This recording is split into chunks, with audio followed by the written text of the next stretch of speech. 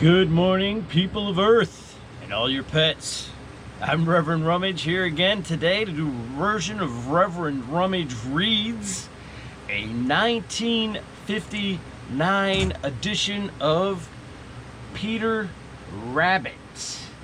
Sweet little Peter Rabbit. It is a telltale book by Whitman. The Myers are the artists. Peter Rabbit, the traditional telling, pictures by Jack and Louise Myers, the Myers. Peter Rabbit. Once upon a time, there were 4 little rabbits. Their names were Flopsy, Mopsy, Cottontail, and Peter.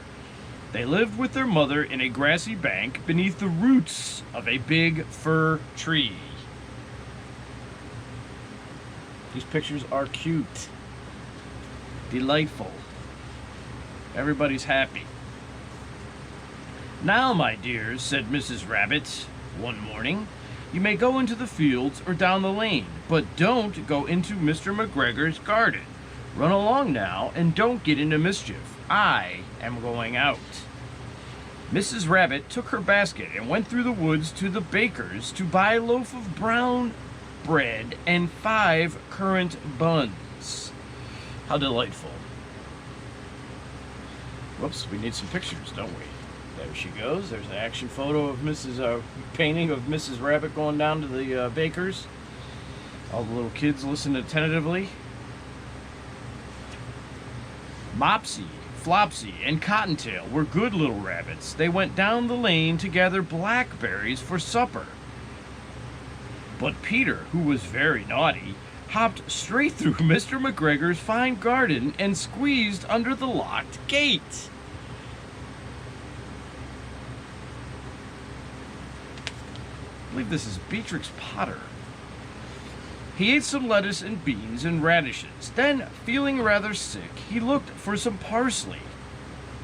But whom should he meet but old Mr. McGregor? Mr. McGregor jumped up and ran after Peter, calling out, "Stop, thief!" Seems odd to be yelling at a rabbit. But whatever makes him content. The rabbit is dressed in a nice blazer. Sans pants. Peter was frightened. He ran all over the garden looking for the gate. He lost one of his shoes. Was he wearing shoes? Was he wearing shoes? Yes, he had slippers on, loafers. Loafers, a blazer, and pantless. Peter was frightened. He ran all over the garden looking for the gate. He lost one of his shoes among the cabbages, and the other shoe among the potatoes. Goodness. Shouldn't wear blazers when you're going to be participating in such an activity. Probably want to wear some boots, lace up, maybe ankle, at least some tennis shoes. Then Peter caught the buttons of his jacket in a gooseberry net. It was a blue jacket with big brass buttons, and it was quite new. Bunny blazers don't come cheaply. We got to get some action on that. See? Craziness.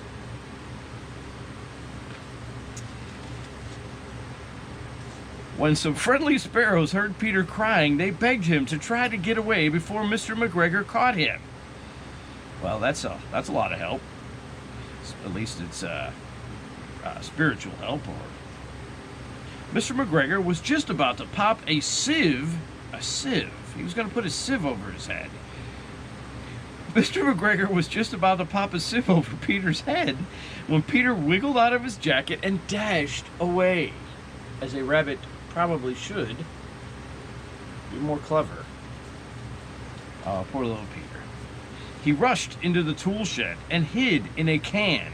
It would have been a good place to hide if there had not been so much water in it.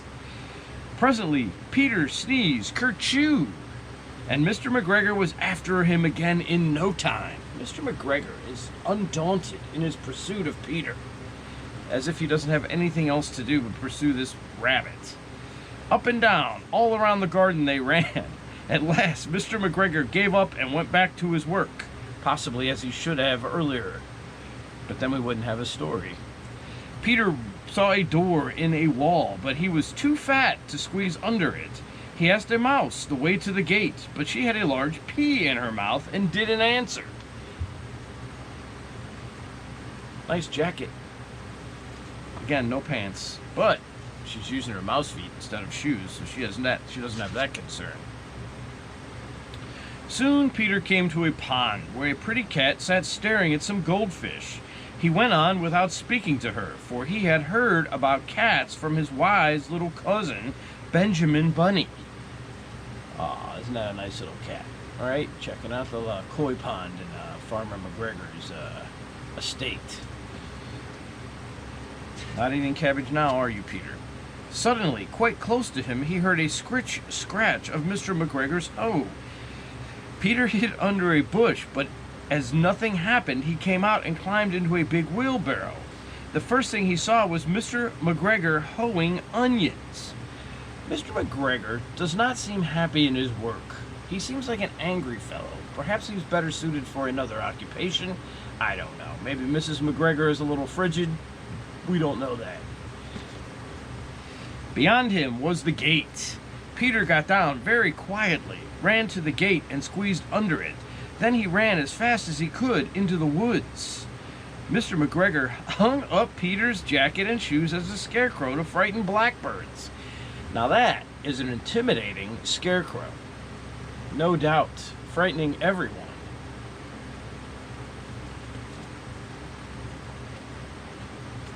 Mr. McGregor seems a little off. These shoes are on the hands, but I guess that's to intrigue the reader to ponder their own thoughts. The blackbirds are sure scared. Peter never stopped running until he reached his home in the big fir tree. He was so tired that he flopped down on the soft grass and shut his eyes. His mother was busy cooking. She wondered what he had done with his clothes, as any mother might, for it was the second little jacket and pair of shoes he had lost in a week. Very tolerant lady, very accepting of Peter's adventures.